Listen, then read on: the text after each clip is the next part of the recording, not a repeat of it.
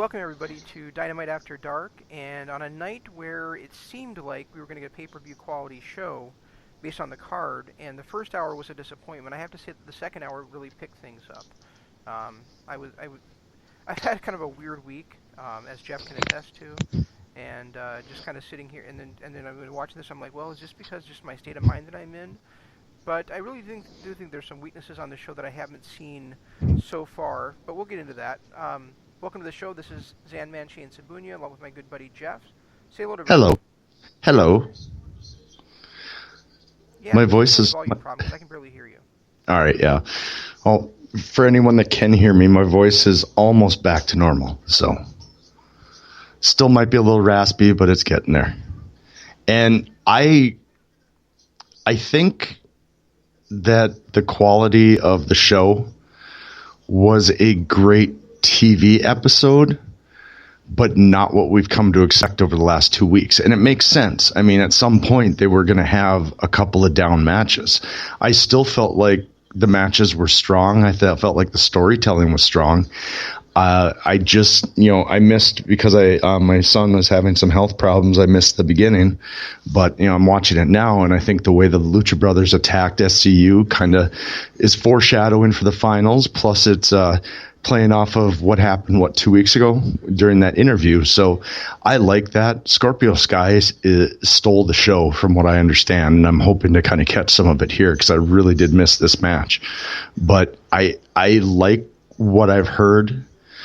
I liked what I saw out of Riho and Britt Baker. I mean, Britt Baker, you can tell she's young, but she had sort of a really good performance. She missed a couple of spots. She looked a little lazy on a couple of spots. It was something that I'm sure played much better to the live audience. All right, so you can't say she was lazy in some spots and she missed a couple of spots, and then say she had a great performance.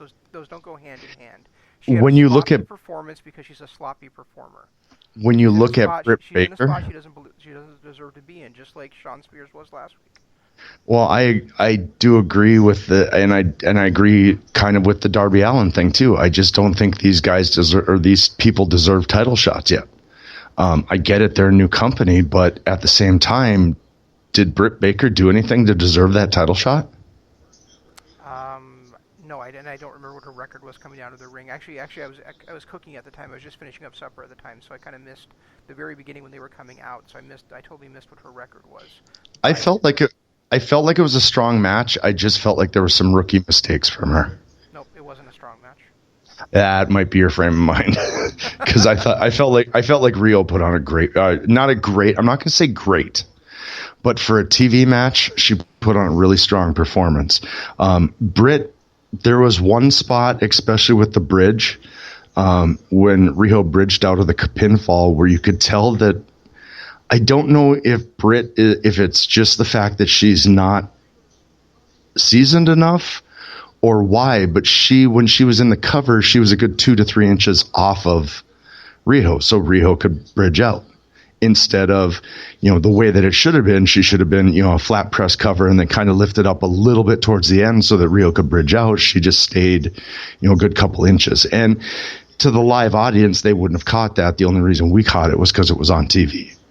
I mean, there were a couple of other really sloppy parts from Britt, but I felt like the match for a TV quality match was good. I'm not giving it a 5-star. I'm not going to recommend that everyone go and watch it, but I liked Riho's gritty performance. I liked, I did like some of the storytelling, and there were a couple of moves by Britt that impressed me. Britt, I said last week that the last 2 times I've seen Britt, she was starting to grow on me. But I'm gonna. And I'm probably being too harsh on her, simply because we've talked about this before, that the women's division is the weakest part of AEW. It just is. I mean, they don't have the depth in that. They have a lot of women in that division, but they don't have a lot of experience in that division. I mean, really, the only experienced woman in that division. I mean, obviously Riho's been wrestling for 13 years, so you have to say she's experienced. Yeah, she's 22 and been wrestling for 13 years. How sick is that? That's crazy. Yeah. But I mean, you've got the. Her, really, it's only Awesome Kong and Aja Kong to me don't count because they're barely around.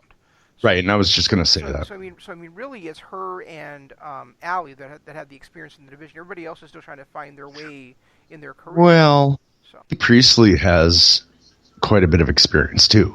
I mean, she only had like 2 or 3 years of experience. Oh, really? Maybe I misunderstood that. I thought like she'd been involved in wrestling for 6-7 years now. So I mean, nowhere near as much as Ali and Riho. But look at fucking Riho, and there I go with my language again. Thank God it's a podcast. Riho is just absolutely amazing. Every time I watch her, I'm more and more impressed. Okay, why did Scorpio Sky take his shoe off and throw it in the crowd? Yeah. Oh, there it comes back. Somebody threw it back for him. So he goes to put it on, and the ref grabs it. Okay, that was kind of fun. And then the announcers say something about, "Hey, ref, that's his shoe. It's okay." So, yeah. So I see. I'm gonna take exception to the fact that Scorpio Sky stole the show in this match. Well, I haven't seen it. I haven't seen it, so I'm just going off what I heard. I know that. But first of all, yeah, that's what the announcers said. But secondly, you know how I feel about Scorpio Sky. You know that I feel he's overrated. I've never gotten the whole SCU thing, and he really botches the finish of this match. So wait till the finish comes up, and you'll see how how badly they botched their finisher, and it was his bad timing in this. To me, the big part of what I couldn't get into with this show, with the beginning of this show, was that there was such bad timing going on. Like if you notice it at the beginning of when there was that attack on. Well, first of all, let's talk about the attack on. The fact that Phoenix literally stood there for 5 minutes waiting for Scorpio Sky to run down. Well, it wasn't literally 5 minutes, but yeah, it was a long. It felt like 5 minutes. It was. Also, what did fucking Pentagon do? I mean, they're coming out there as heels, right? Right. They're heels attacking a babyface team, trying to make sure that team doesn't advance. And what does fucking Pentagon do before he goes for Fear Factor on the ramp? I'm guessing probably at Ciro Mieto thing, and the crowd fucking cheers along with him. That's not what a goddamn heel should be doing. And I realize that you and I are not fans of the whole heel face thing, but I mean, clearly that's heel action, and yet you're going to get the crowd cheering you when they should be booing you. I fucking hate it. I don't have a problem with that because I really like the tweener role. I think that is where most people shine most. But he's not a tweener if he's doing that kind of action. Yeah, he is. He's attacking the baby faces, and he's... And if he's doing that stupid Ciro Mieto thing, when there's no reason for him to be doing it, when he's not doing anything showing that he has no fear, he's just doing it to get the crowd to pop at a spot where the crowd should be booing them. It's a bad thing to do. I have 3 words for you. Yeah. Adam Cole Baby. I agree. I've said that about Adam Cole Baby for years. He's able to pop the crowd with his catchphrase, but he is still able to pull off being a heel. And the thing is the Lucha Brothers are not necessarily heels. They haven't been portrayed as heels yet. Even in their matches against the Bucks, it was the Bucks that were playing the heels. So wait, did I say he was a heel, or did I say he was performing a heel action? I'm pretty sure I said. Well, he was performing a heel action, but remember we got into that debate about Io Shirai too. It's I know that that's one of your big points, and that's one thing that you've got in other times it's happened. It's one of those things you've gotten upset about. But for me, I don't mind it. And I think the reason I don't mind is because all I want is for everybody to be human. I don't want people to be face. I don't want people to be heel. I want them to be human. Okay. So even if I accept that premise of yours, okay? I don't expect you to. I'm saying I'm putting it aside. I'm saying let's go with your premise. He's about to set up and do a package pile driver on a ramp to somebody. What part of that should he be fearful of?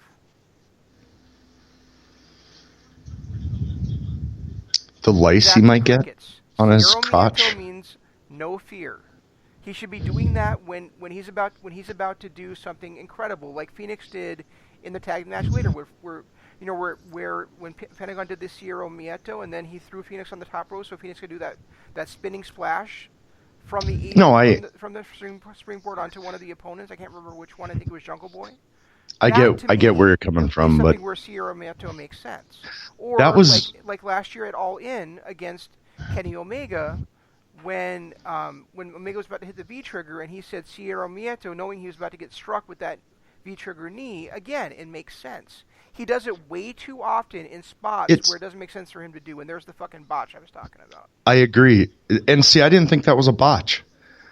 That drop kick, that power bomb into a drop kick, I actually thought was well performed. I felt like he should have hit. Their finisher was supposed to be the power bomb into the double knees, like right. Into a lung blower, and he missed it. He mistimed it. Yeah. Well, okay. I guess I wasn't looking at it like that. Oh, I saw it. I saw that he, if you're saying that it should have been the lung blower, yes, okay. I see that he botched it. Okay. But, I didn't recall that. I didn't really think of it that way. So it looked to me like it was just something new from them. That's a good way to put it, because you and I have talked about that with botches before, where sometimes it can make a match better. If that happens, because it makes it feel more. Oh yeah, okay, but okay. When they did it, but I'm still not down in either case with the whole Scorpio Sky Levy. And I hate to compare him. I hate to bring up the argument last week, but just like Sean Spears, he's somebody that I feel is overhyped. I've never seen anything in. So. I hate his goddamn catchphrase. You know that already, though.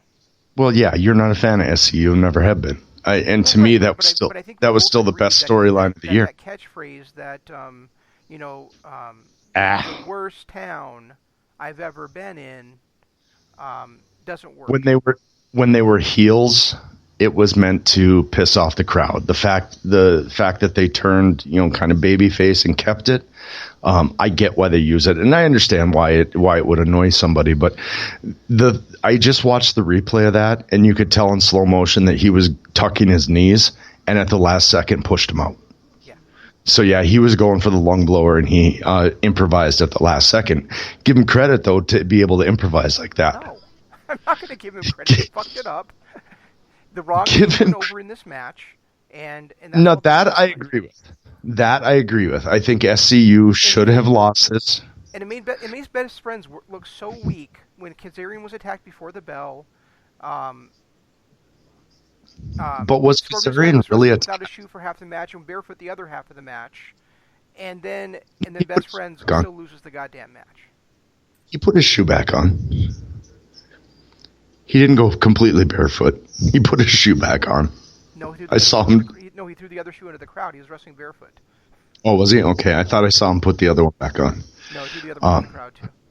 All right, well, regardless, it's stupid. Why are you taking your shoes off in the middle of a fucking match? Right. That I will give you. That was dumb. There was no point to that, and it was stupid.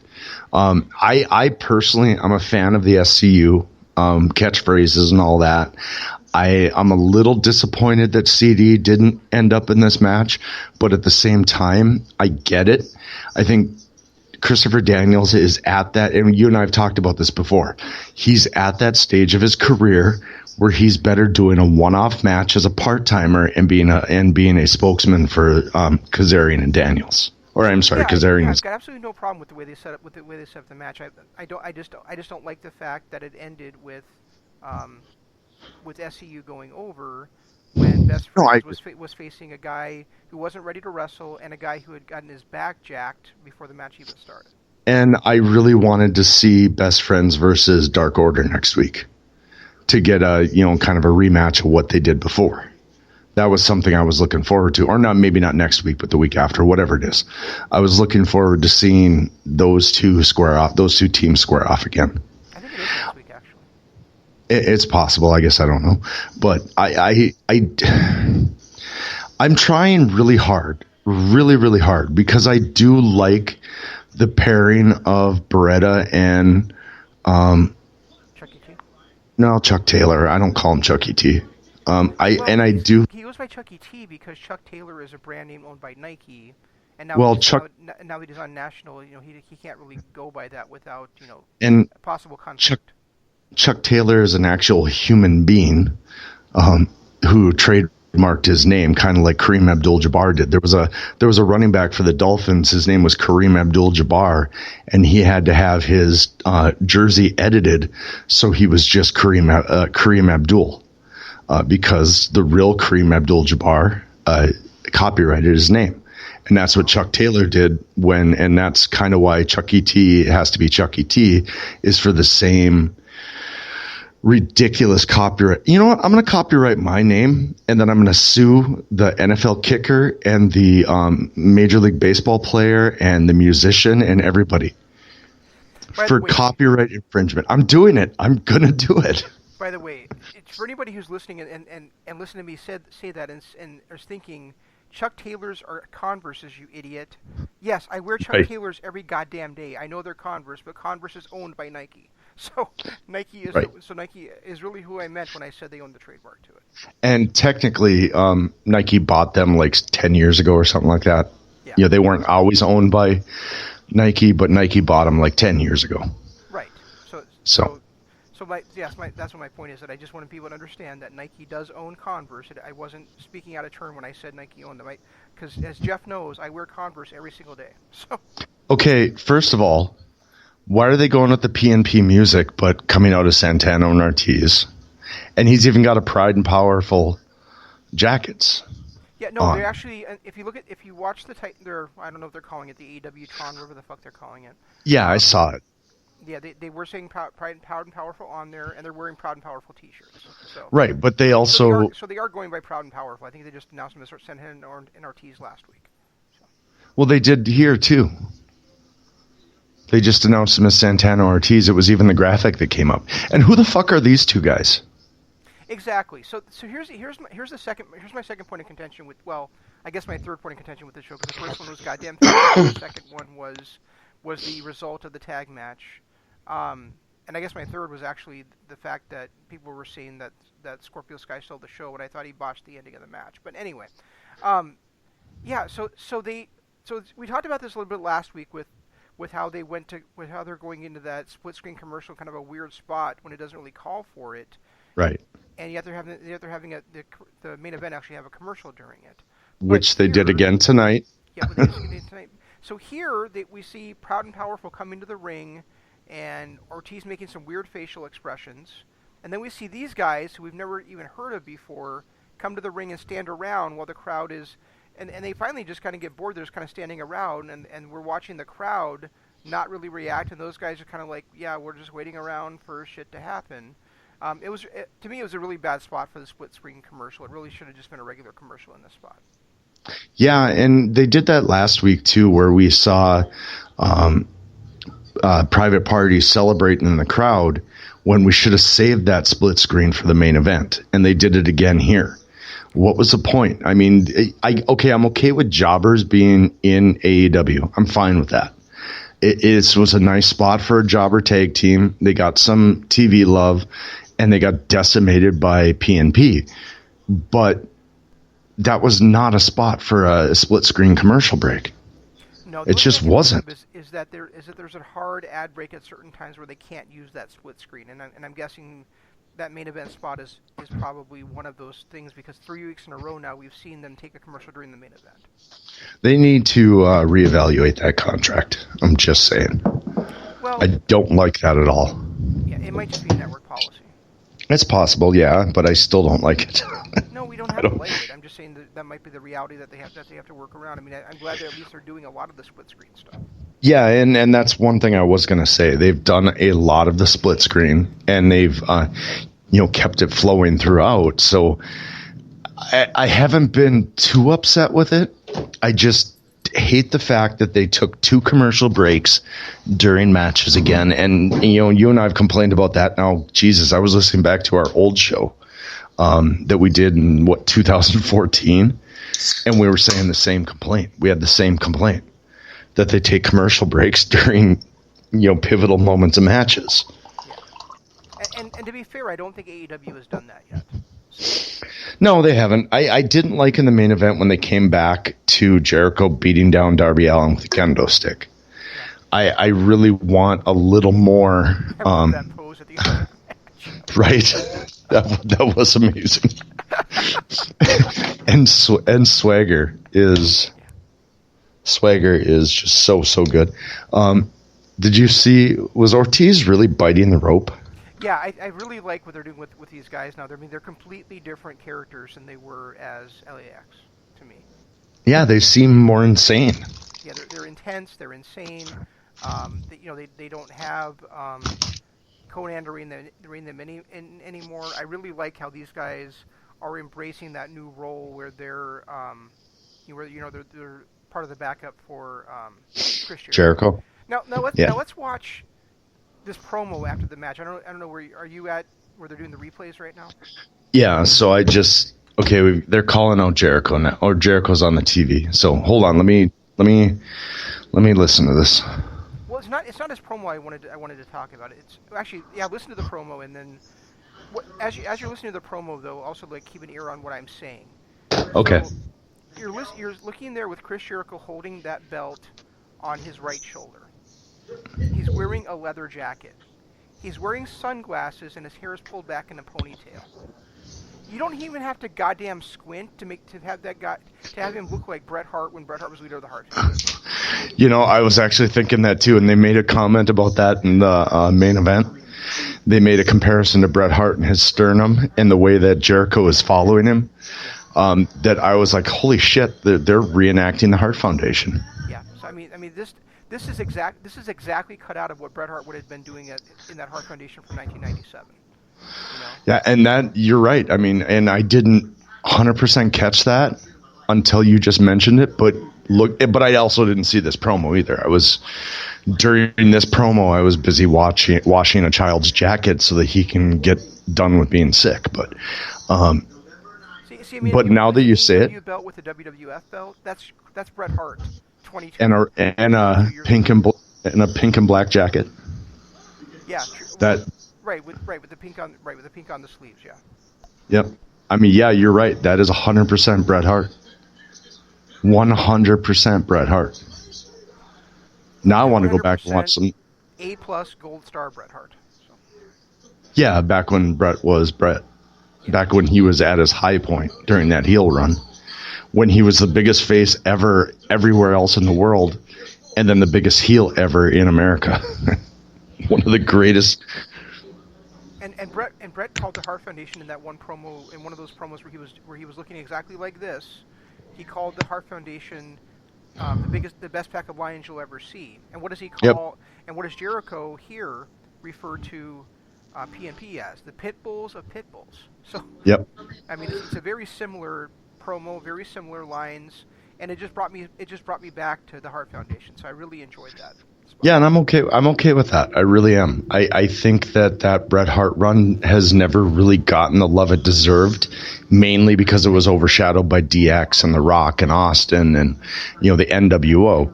But I still think that Bret Hart run was the best run of his career. Right, and I think AEW is doing a great job. I think we mentioned this. You mentioned this last week that what we really didn't see in week one was was a lot of strong promos. We saw a couple of bits here and there, but last week, Chris Jericho took it to another level with his promo. This week, Chris Jericho took it to another level with a promo as well. But then we get this great, almost cinematic level vignette. Cody Rhodes thing, yeah. About Cody Rhodes preparing for, Cody Rhodes' mindset about facing Chris Jericho at Full Gear. I really enjoyed this. This really is a strong presentation. It's a strong message. It's directing you, and it's really getting you hyped for Jericho versus. And the two things. I really enjoyed this almost mini movie that they did. The two things that I like the most about this is it got both Cody and MJF on screen without having to run them out to cut a promo or to interfere with anybody or anything like that. It got these guys in front of us so that we got to see, all the great things that Cody's doing in addition to getting ready for this match and why he is, the underdog and why he's the, why he's being built up the way that he is. And it also brought in MJF to continue his little tweener role. I'm in love with Cody Rhodes. type thing. So, if MJF finally does ever turn on Cody, which I don't think he's going to, but if he does, this is a great segment to set that up. Well, he and should. Of course, I mean, he should turn on Cody, just not anytime soon. I would say 6 no, months to a year from now, he should. At some point, he's going to, but I think that he is benefiting more right now by being Cody's friend than he is by being Cody's enemy. Because if you, right, and if he were to turn, like last week, if he would have turned on Cody and joined the Inner Circle, we would have had a couple of blow-off matches, and it would have been no different than Cody Rhodes versus Damian Sandow in WWE 10 years ago, 7 years ago, whatever it was, where it was the hottest feud on the planet. They blew it off in a couple of TV segments. Wow, I saw Damian Sandow yesterday, and now you're talking about him today. That's amazing. Really? Where'd you see him? I think he's going by Aaron Taylor now, but it's Aaron something. But he was on NWA Power this week. Oh, was he? Okay. I'll have to watch it then, because that's one thing that I haven't... since he bombed big time in Impact or TNA at the time, I haven't kept track of him. Well, he actually references that...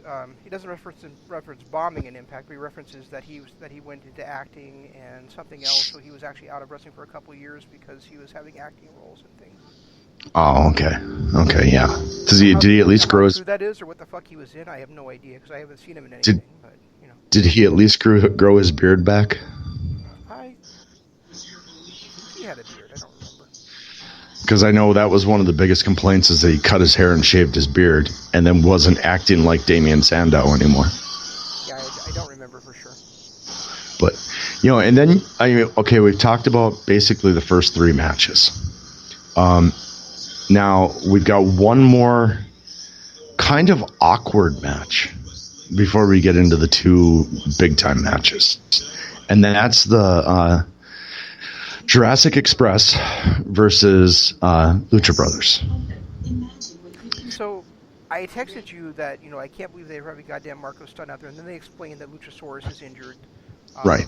He has a strained hamstring, and they don't know, they don't know he's going to be out at least this week, and there's no announcement of when he'll return. So I can understand why they went with that. And understanding that, I got to tell you, man, although Pentagon was bugging me during this match again, with his whole, I can't decide if I'm, I can't, my biggest thing with him, I think, is that I want him to be the Pentagon that we saw in Lucha Underground. And I want him to be the Pentagon we saw 2 years ago in Impact. That too.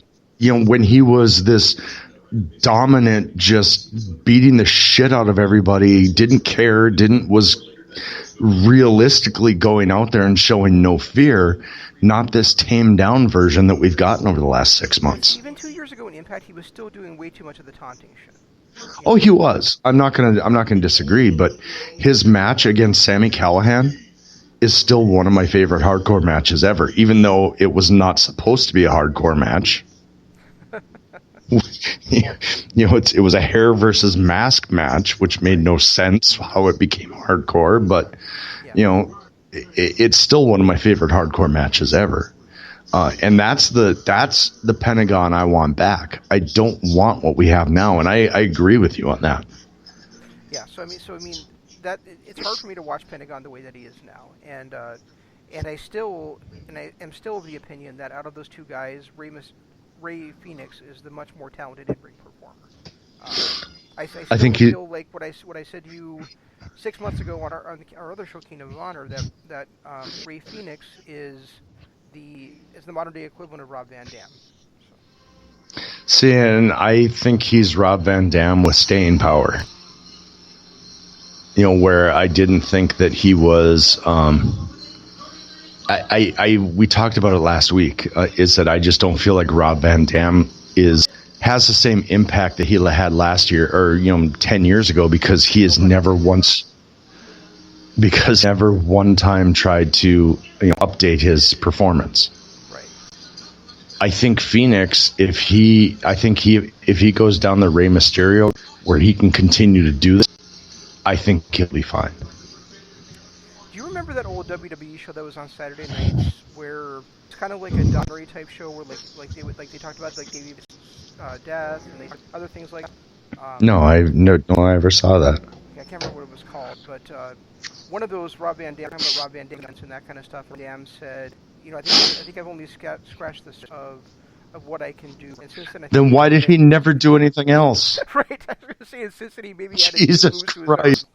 He had 5 moves. Everybody complains about John Cena and how John Cena only had 5 moves. The poster child of the 5 Wonder, it's Rob Van Dam.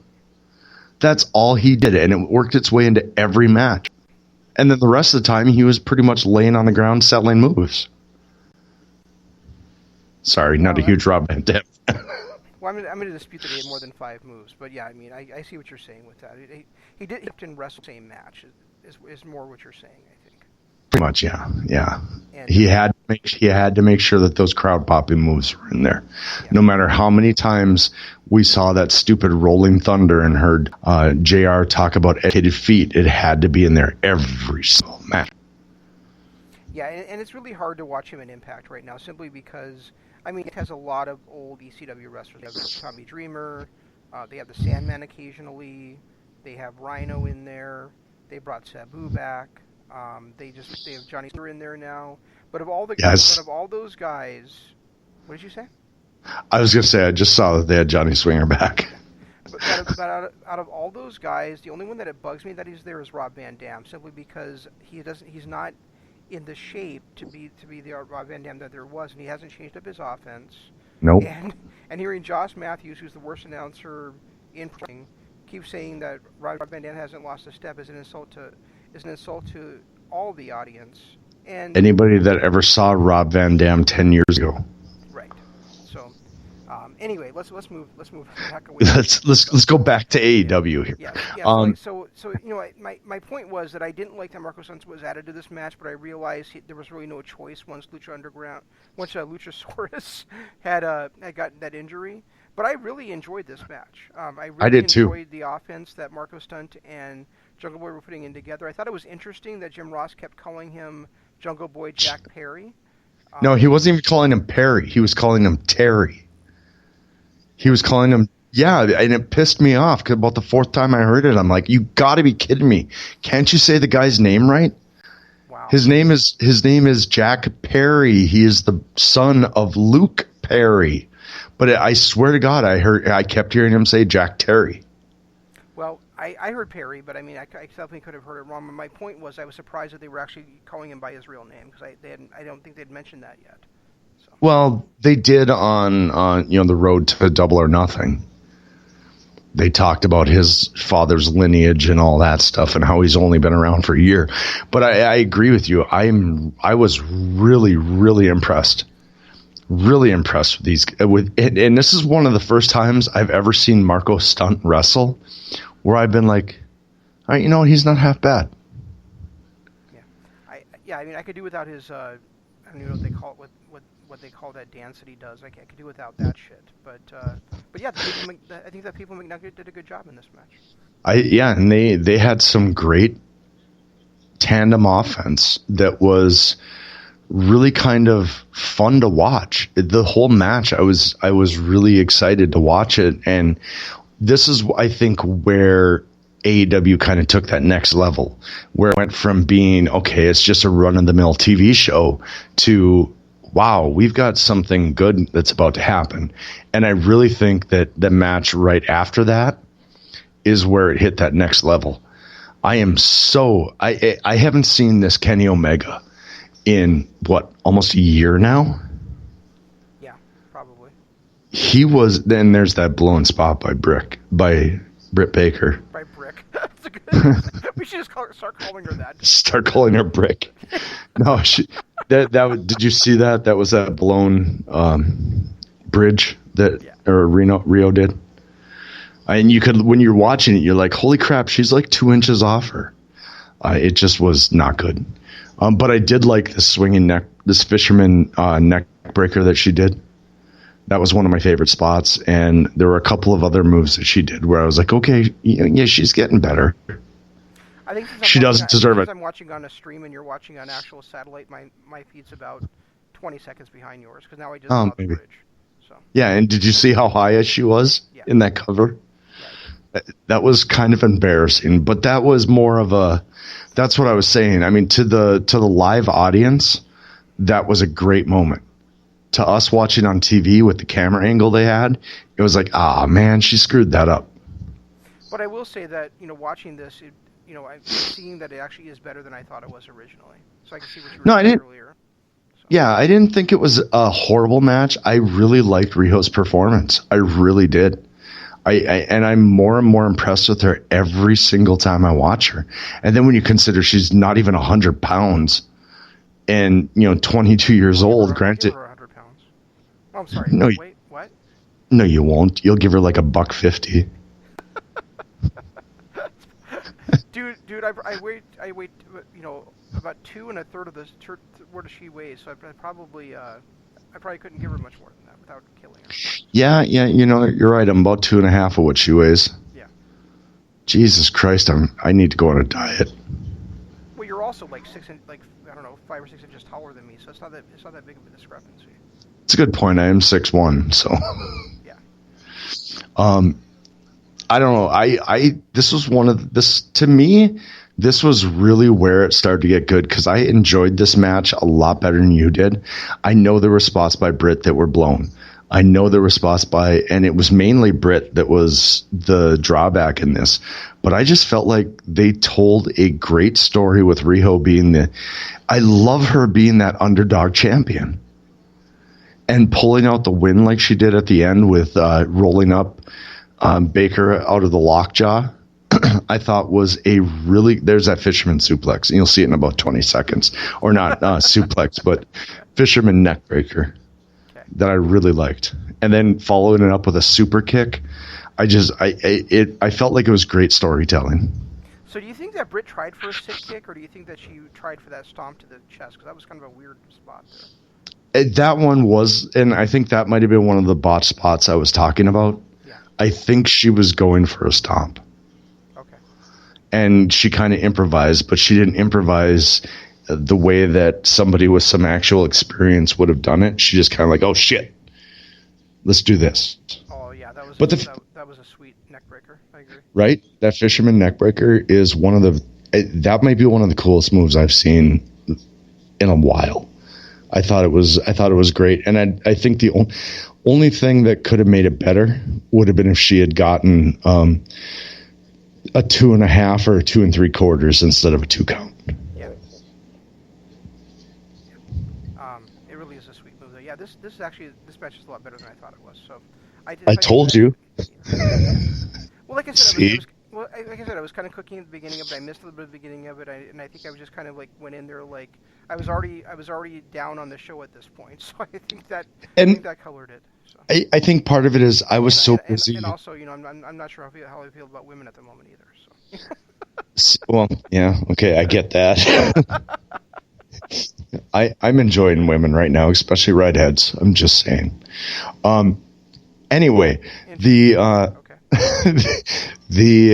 part of this that I think because this was really the first match where I was able to sit down and watch what was going on. Because the beginning of the show, I was at the hospital, until a little bit after 7 with my son, and then I came home and I had to cook him dinner, and I had to disinfect and change his sheets and wash his jacket and wash him to hopefully so that he'll be better tomorrow. That I really didn't get a chance to sit down and actually do anything or watch anything until I put him to bed, and I put him to bed at this match. Gotcha. Yeah. So, and maybe that's part of why I enjoyed this so much from the start, because I didn't watch the crap before. I just kind of had it in the background. What just struck me, like when Britt was on her knees, like watching Riho come at her, is that she is wearing velveteen, so she's like the Velveteen Dream of this match. Right. I noticed that too. Anyway, let's talk about the tag match. We only got about 15 minutes left of the show. So. Oh yeah, okay. I loved this Kenny Omega. Absolutely loved. I loved the dynamic of all four of the guys in this. I loved Pac's performance. I loved Moxley's performance. I loved the Kenny Omega because we got to see the Kenny Omega of old. Mm-hmm. And I thought Hangman Page looked great. He looked like the guy that I wanted to see going into that heavyweight title match. Yeah, he did. And yeah, I totally agree with everything you just said. I mean, I thought all four guys were perfectly in character. They were crisp. They were doing what they should have done in the match. It was great. I loved the tag team chemistry of PAC and Hangman. I'm sorry, Hangman. Are we calling him PAC or PAC? Because nobody can seem to understand. Nobody can seem to. Okay, only because AEW does. AEW does, and I think the reason that they do is because PAC sounds too much like X-Pac. Yeah, that's fair enough. Okay, I get that. Okay, so PAC, he's PAC from now on. Yeah, but I mean Omega and Page. I don't remember ever seeing them in a team up before, and yet they had some great tag team moves and some great tag team continuity. I really enjoyed seeing that. I loved Moxley's reaction to PAC. And costing him the match when PAC, was like, no, enough of this tomfoolery. Yep. He was basically like, look, we're trying to win a match. We're not trying to, bloody each other. And, if anyone didn't see it, and I hope you did, and if you can get a chance, go back and watch it. But what happened is there was a moment when PAC and Hangman Page were fighting on the outside, and Moxley and Omega went under the ring, and they got their weapons that they had last week. Omega with the broom wrapped in barbed wire, and Moxley with the bat wrapped in barbed wire. And they got into the match, or they got into the ring, and they were about to just go. They're about to start beating the shit out of each other with barbed wire shit. And even the referee was like, you know what, I'm out. I'm not doing this. You guys have a good time. He left the ring, and Moxley had Omega set up to hit him with the bat. And I felt like this was one of the best teases I've ever seen. The way that we had last week, we had Moxley and Omega squaring off with these weapons, and PAC hits PAC hits Omega from behind and ruins it. Now this time we have them squaring off with the weapons again. Moxley gets the upper hand. He's about to hit Omega with the barbed wire baseball bat, and PAC jumps in again, and now this time he stops Moxley from doing it. So they're so leading up to this fight at Full Gear, and they keep teasing the violence. But where's PAC's? Why does PAC seem to keep being the one that gets involved and stops it? Where's that storyline going to go? Is this going to be a triple threat? Are they going to hold off on the actual Moxley versus Omega for another couple months? See, I think PAC is just a bastard who wants to spoil everybody else's fun. So I think that's where it's coming from. PAC is facing Moxley on next week's show. Oh, is he? Okay. And that's going to be a great match. Yeah, they announced that like right before the main event of tonight's show. Okay. And then I think at the end of this tag match, the two legal men were PAC and Hangman Page. So Page got his victory back over over PAC. They lost to PAC 2 weeks ago. I hope it doesn't turn into setting up so I think it might be setting up another PAC versus Hangman match for Full Gear. I would love to see a 4-way between the four of them. Me too, but not at Full Gear. No, I mean down the line. I'm saying down the line. Yeah, and I think that Page has to have a big match at Full Gear because he's not wrestling for the championship. He didn't win the title, and the show is basically named after him. Right. So I think he's going to have a big match on that show. And I think I really did enjoy, and I think that might have been my favorite match of the night. Just because, like we talked about before, you had all four guys perfectly in their element. You had all four guys. Oh, jeez. I don't know why. I know what it is, and I know that it's not a real thing. But seeing a guy get fear factor on the ramp like that is just still cringy. Yeah, especially since the guy that's doing it is Sierra Mieto right fucking in front before. Oh, I don't care about that. I do. I've moved beyond that. I mean, you're a bigger man than I, my friend. Exactly. We all knew that. In many different ways. In many ways. But no, I think I honestly, if you have a chance to watch any match from this night, I say that tag team match with those 4 guys is a must watch. Yeah, I mean we've seen 3 great tag team matches in about the last 3 weeks. You and I. Mm-hmm. So. Well, and not to take anything away from Jurassic Express and Lucha Brothers, because I thought that was a fun match. I felt like Jurassic Express really gelled together, and this is, honest to God, the first time I've ever liked Marco Stunt. You know, for years on other programs, we've seen them do this where they kind of pair up, main event players in a tag team match, and it seems like those matches never deliver to what they should have been. Nope. Almost never. I mean, maybe like when you got like Shawn Michaels and John Cena taking on Team Rated RKO. I mean, that was probably an exception. Or when you got like Chris Benoit and Shawn Michaels taking on Triple H, and I can't remember who that was. So that's probably actually that was no, it was Shawn. It was the Chris's, Benoit and Jericho versus Triple H and Austin. That's not what I was talking about. I was talking about like at one point, like before the WrestleMania 20 match, I believe Chris. Oh yeah, okay. Chris Yep, Benoit you're right. And Shawn Michaels won the tag team titles together. So, yep, you're right. Yeah, that's but that's what I was talking about. But tonight's was, it was a really a special main event, 2-on-2 tag team match. I mean, that easily could have been the main event of tonight's show. Oh, absolutely. And like I said, like we both said, you got performances that we haven't seen in a long time out of Omega and out of Hangman Page. He's been so buried lately that this was a refreshing performance, and I loved the ending with their tandem offense and their back and forth, and you're setting each other up for another move. I thought that was after Moxley turned on PAC and hit him with the, what is he calling that move? The paradigm shift. Okay, what is it in NJPW, though? It's something different. NJPW, he was calling it I can't think of it. Whatever he was calling himself, he called the move the same thing. I can't think of what it was called. Okay, all right. So I'm not crazy. But I don't even know if he's going to be wrestling for a JPW anymore. And he probably won't be, but I just want to make sure that I'm not crazy. I could have swore it was something else. Because he was stripped of the US title. So. Oh, was he? Yeah, because he was supposed to defend it on this King of Pro Wrestling, and he wasn't able to make it to the show. So, because of his MRSA? No, because of a hurricane. Oh.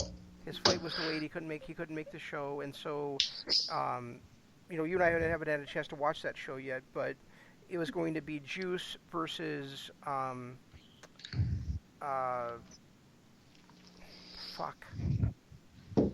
I just blanked on his name. Dallas for the US title. So. Dallas. Yeah. As in Lance Archer. Oh, Dallas? Okay. Lance Archer. Where'd you get Dallas from? Because he was Dallas when he was with Kid Cash and Impact. Yeah, but he was also Vance Archer and now Lance Archer. How could you screw that up? Because I loved him as Dallas better than those other two fucking characters. All right, fair enough. All right, main event time. Let's talk about this because we got 4 minutes left? Something like that, yeah. 5 minutes left. Yeah, we have about 5 minutes left, and then before we have to get the plugs in and stuff. So I thought that the way this match was booked did a great job of making Darby Allin look like a main event player. I think Darby Allin is incredibly talented, and I thought this match made it look like, even with his hands taped behind his back, Darby Allin could have beat Chris Jericho if it wasn't for the interference Swagger by Jake Hager. Yeah. And or Hager. But I will also say that what Jake Hager did was completely within the rules. It was a Philadelphia street fight. There's no disqualification. Anything goes. And while an honorable man wouldn't have had his friend interfere, It's Jericho. Painmaker. He's not honorable.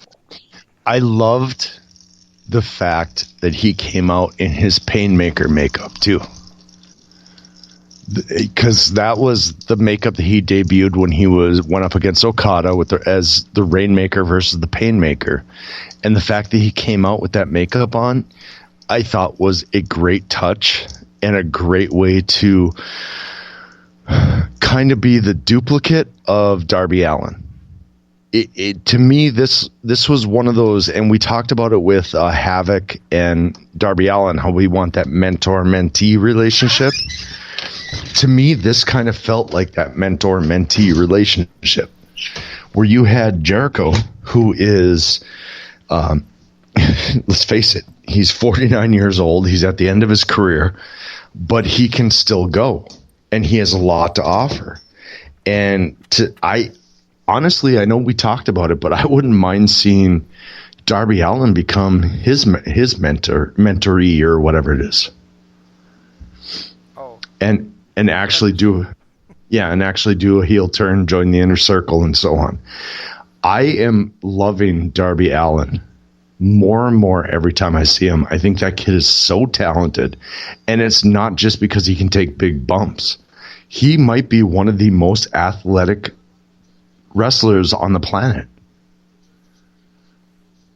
He is, yeah, definitely, and which is why it kind of bugs me. Which is why the thing that kind of bugs me about Scorpio Skies, and they talk about how athletic he is when you've got guys like Nick Jackson, and Darby Allin, and Ray Phoenix, and Jungle Boy for that matter. That kid is amazing. And Jungle Boy and Jack Evans. Yep. Well, I mean, Jack Evans is just ridiculous. I don't think he has actual. Did he just really do the Cabbage Patch? Yeah, that's what I was talking about earlier. I couldn't remember what it was. What the? Oh my God! Oh, and here we go, Zero Mato. Yeah, and I think Jericho did. I think that match, like I said, it was booked so well. Like Jericho was struggling. He couldn't seem to get a handle on what Darby Allin was doing, so he decided to tape his hands behind his back, and then he still almost lost the match because Darby Allin was just so tricky to him. Oh, the zip ties behind his back, that annoyed me when Jim Ross kept. It was duct tape. Was it? Regardless, Jim Ross has been around for 30, almost 40 years now in the wrestling business. Yeah. I can count on both hands and feet the amount of times I have seen somebody with their hands tied behind their back. And he kept saying, "Oh, I've never seen anything like that before." I felt like he was really off his game tonight.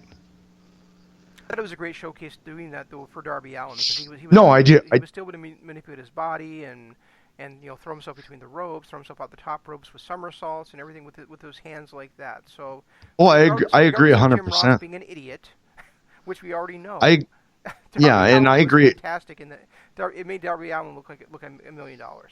I agree 145%. That was a great. Why did I get the other 5? You don't deserve the other 5. Remember, you're smaller than me. Anyway, I agree. I do agree. The way more than 100% that Darby Allin looked like a superstar tonight. He looked like a guy who is going to be a main event player for a very, very long time. And part of it was because of the offense he got in after that tape incident. Like, I've seen people getting their, handcuffed behind their backs and zip ties behind their backs. And when that happens, the match is pretty much over. Darby Allin went for another, 5 minutes after that? Yep. And constantly put out some offense. His flipping off the ropes and just the way he was able to utilize his body and his feet, I thought was absolutely fascinating. Oh, my God. Yeah, I mean, how did Marco Stunt survive that? On Jungle Boy with the Jack Gallagher headstand. I love it. Love it. Yeah, I mean, I think one thing that you and I can both agree on is that AEW has done more often than not so far. They've had just great finishes in their matches that help both guys. I agree. And that's what. There's been a few where it's been like a clean cut. The team, just they got beat because the other team is just that much better than them. But even when that happens, the rest of the match, gives those guys a chance to get over. So okay. I read somebody say the other day that the first AEW shows he thinks are overrated, that they haven't been as good as people think. but when I'm watching it and I'm seeing everybody that's had a match has had at least a chance to get themselves over to a point. I have to totally disagree with that because we haven't seen that in years on other nationally televised wrestling programs. Let's put it this way. Anyone that says that about the AEW programming is a hater. Oh, that Phoenix thing was awesome. I love it so much. Well, and both those. Did you see the move before that when he caught Marco's stunt? And then that springboard, where he's got the guy's hand and it looks like he's going to do that springboard headstand, and he does an enziguri instead. That's the part. That's when I was talking about what I just thought. But man, that was amazing. Did you see that Jungle Boy headstand on the top rope? Yeah. Fucking amazing. I want to see these two break away from their tag teams. And I want to see a Jungle Boy versus Phoenix match. Now this is the one part of the match where I was like, no, that should have ended the match right there. Yes, yeah. I don't care that it was that he didn't do the fear factor. I think that hitting the Pentagon driver in the middle of the ring on Marco's stunt should have beat Marco's stunt because he's Marco's stunt. Exactly. Just because he's such a much smaller guy, he wouldn't have lost anything to it. He still would have been a fight, fighting against the odds. But I really think that it shouldn't take, the big finisher to beat a guy Marco's stunt stature. It's just me, No, I agree. I agree 110%. And I would like to see, and we kind of saw it with the Britt Baker versus Riho match.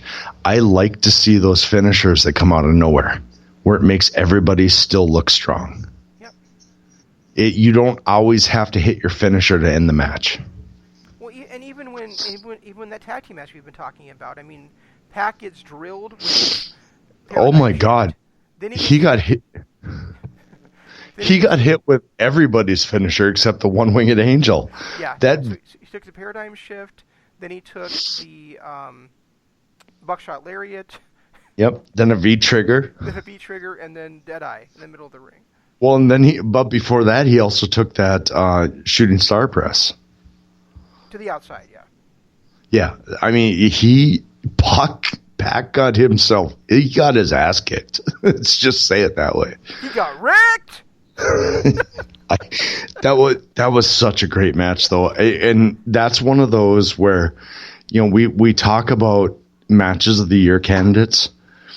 Now, granted, there's a couple tag team matches definitely ahead of that, but I seriously believe that match is in the conversation.